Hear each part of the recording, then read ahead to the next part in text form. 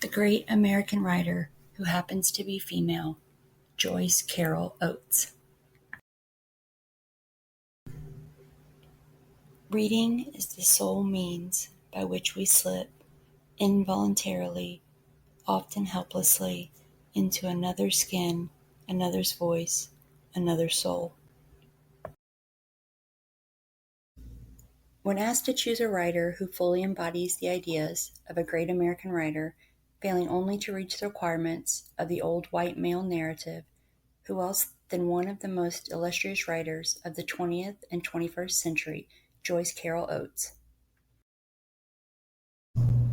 A well-educated female author who chose to allow the darker parts of her life to beautifully mesh into a realistic writing style. She is without doubt one of the more recognizable writers with an extensive literary collection that has been published, a number of prestigious literary awards, and a lifelong career as a now influential inspiration to others following in her footsteps.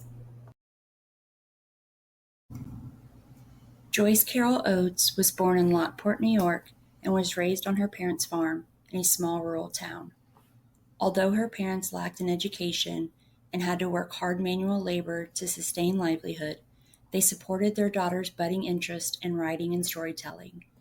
At a young age, Joyce's grandmother, Blanche, would provide her with her first typewriter and ultimately a way for her to use her gift to navigate life. She would excel in school, even more so in college, and find support in a marriage with a man she would find a shared artistry in. Her life would start in writing and reading, then grow in teaching others literature, eventually leading into printing the written word, both hers and those of others.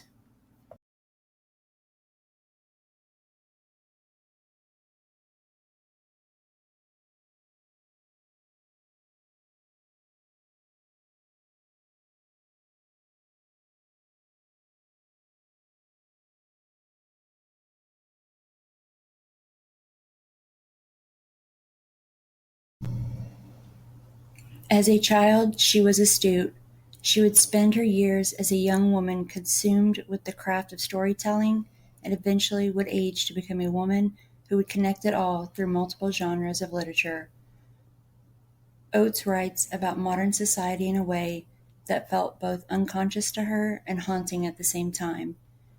These characters and plots were influences rooted in events experienced in her own life. This effortless combination is a characteristic of great American writers, which she undoubtedly has.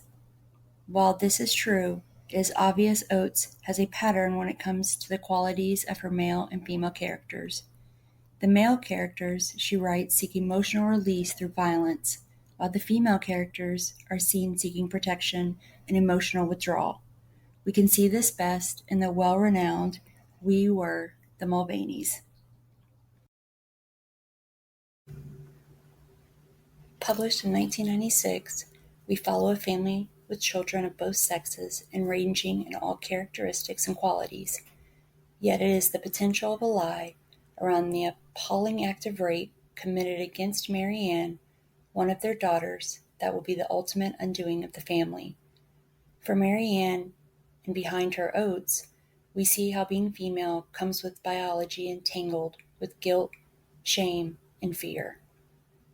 Joyce Carol Oates challenges what we define a woman as.